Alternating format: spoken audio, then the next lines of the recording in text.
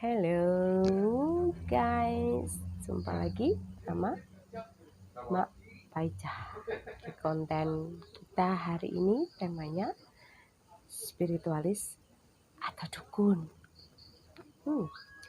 Sebelumnya kita harus tahu ya definisinya ya. Oke, kita akan mengambil definisi paling sederhana. Spiritualis itu adalah seseorang yang melakukan perjalanan menuju Tuhan. Ya, ada yang menyebutnya salik, ya, jalan, apalagi pencari jati diri, ya, begitu. Mereka ada yang melewati tahap demi tahap, ya, dan tahap-tahap perjalanan spiritual itu ya, kalau menurut pelajaran agama Islam itu dari mulai syariat, thariqat, hakikat, dan makrifat. Ya, makrifat itu bukan sebuah pencapaian, tapi hadiah, itu menurut Mai. Ya. Kemudian segala sesuatu uborampen dalam perjalanan itu, ada yang memakai dzikir, sesaji ini dan itu, tirakat ini dan itu adalah bagian dari thariqat atau jalan, ya, untuk mencapai hakikat atau yang hakiki, atau bahasa lainnya adalah yang sebenarnya.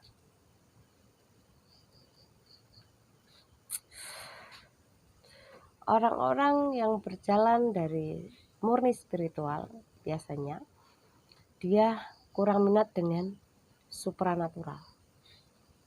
Tapi orang-orang supranatural ya, untuk menuju ke spiritual itu banyak yang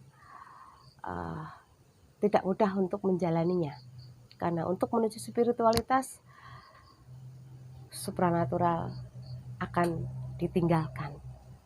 Segala kesaktian, segala bentuk ilmu harus ditaruh. Ya. Mungkin mereka berpikir pencarian ilmunya susah, tirakatnya berat, ini dan itu, sehingga sulit untuk dilepaskan.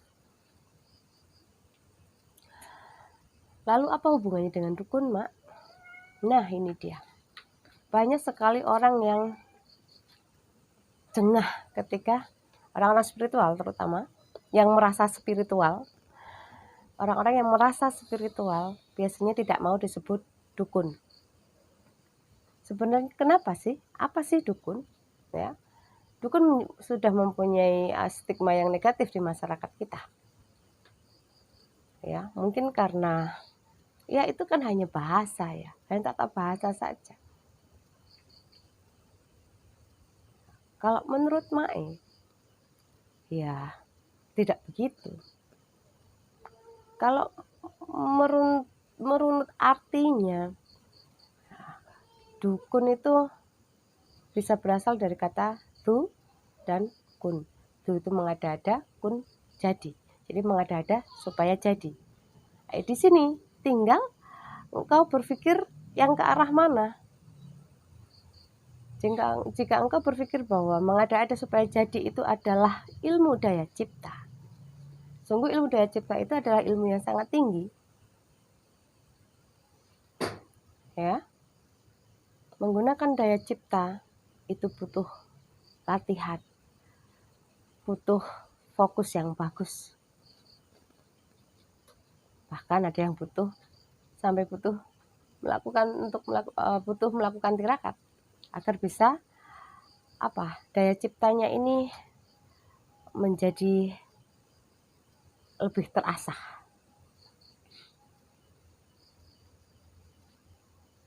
Karena orang-orang yang memakai daya ciptanya harus memasuki gelombang-gelombang energi tertentu. Ada alfa, gamma, kayak gitu. Mae kurang paham dengan pergelombangan ya. Ya sedikit-sedikit sih tahu, cuman tidak untuk dijelaskan di sini ya. Ini hanya tentang spiritual dan dukun. Ya. Orang jika mengatakan ruqyah itu katanya positif ya, hal baik bisa dibilang begitu. Tapi kalau dengar suwo, kayak sesat, kayak kejawen, kayak sesat kayak suwo. Padahal ruqyah sama suwo itu podo.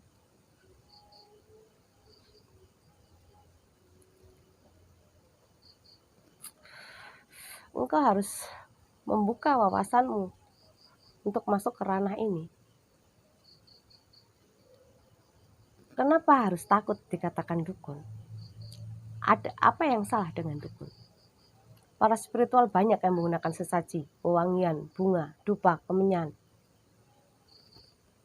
sebagai jalan untuk menuju Tuhan. Apa harus? Oh tidak. Jika engkau sudah mampu, engkau tahu sandi-sandi semesta.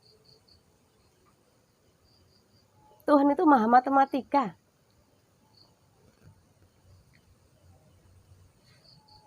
Dia mempunyai banyak sandi-sandi. Mantra-mantra itu juga. Itu adalah kode-kode semesta.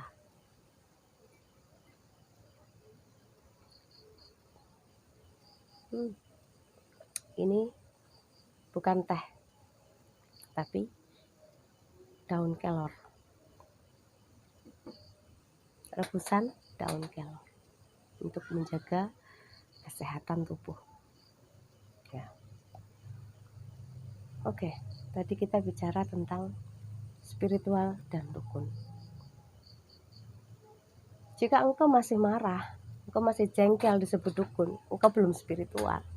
Karena orang spiritual itu orang yang terbuka, baik batinnya, baik pikirannya, wawasannya dia luas.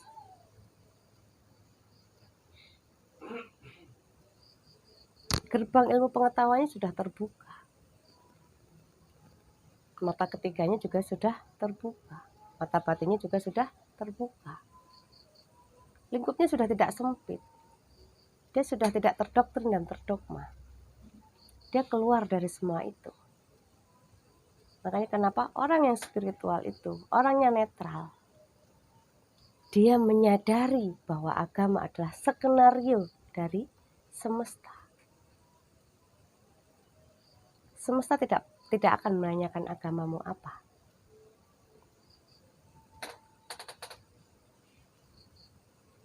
Yang dicatat oleh semesta adalah kemurnian dari dirimu, ketulusanmu.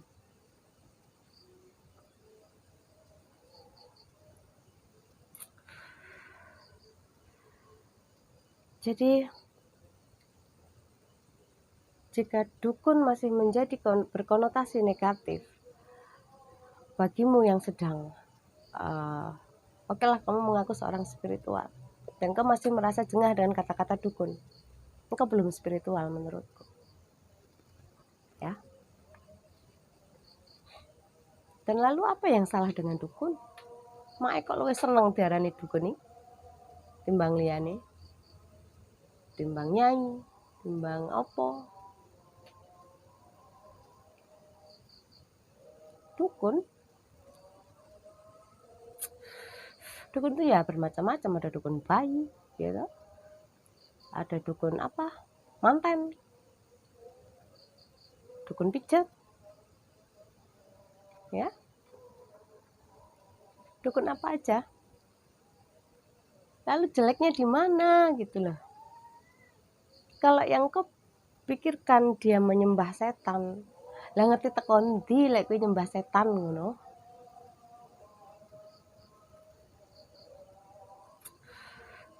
Perjalanan antar dimensi itu bayar cah. Bayar pajak. ada penjaga gerbang dimensi. Dan untuk memasukinya kalian harus bayar. Bayarnya pakai energi. Maka sesaji-sesaji itu berubah menjadi energi. Begitu loh. Jadi aja salah kaprah. Kembang telon, kantil, mawar, kenongo. Ya. Mawar, kantil, kenongo. Mawar, kenongo, kantil. Nah, itu maknanya kan ada. Filosofinya kan ada. Orang Jawa ini orang yang penuh dengan filosofi loh. Filosofinya sangat tinggi. Apa mawar? Urip kuwi mawarna-warna, berwarna-warni. Katanya begitu. Katanya mbah-mbah kita dulu.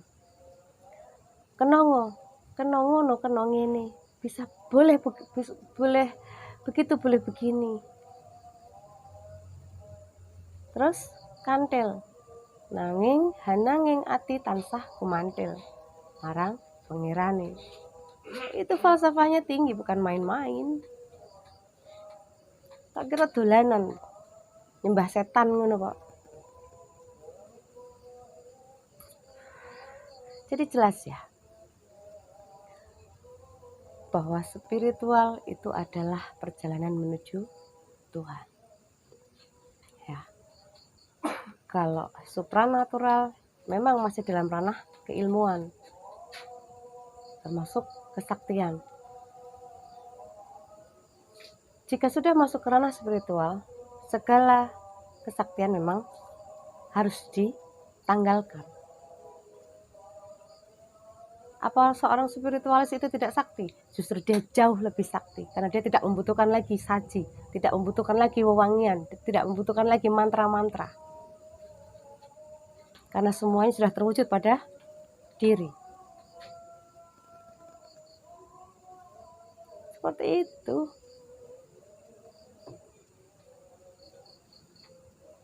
Cuman lek gak sakti kan gak gaya ngono ya, ketok ya. Ya boleh lah.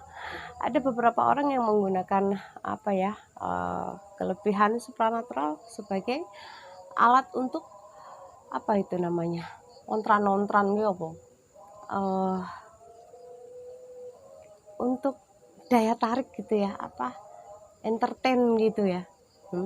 Agar dia lebih mampu menjelaskan kepada halayak ya tentang spiritual, tapi dia menggunakan jalan supranatural.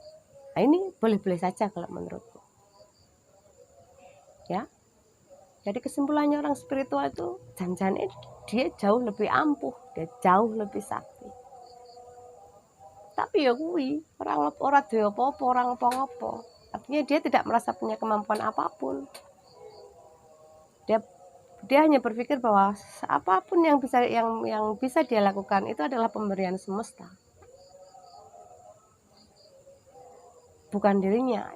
Akunya sudah lebur, akunya sudah tidak ada. Itu yang disebut manunggaling kaula Gusti. Jadi bukan mengaku Tuhan, akunya sudah tidak ada. Yang ada ya itu semuanya adalah perbuatan Tuhan sendiri. Aku sudah tidak ada. Dan itu bisa dirasakan. Engkau pasti bisa merasakan aku yang aku dengan kesombongan, dan aku yang aku adalah manifestasi Tuhan. Engkau pasti bisa merasakannya. Banyak kan para spiritualis yang sudah terkenal. Engkau bisa merasakan batinmu ini nggak akan bisa membohongimu. Dia tidak dicetak sebagai pembohong. Dia ini murni, ya, Ruhul Kudus, Ruh Suci.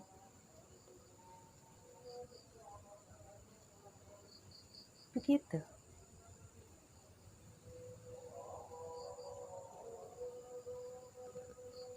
Apalagi?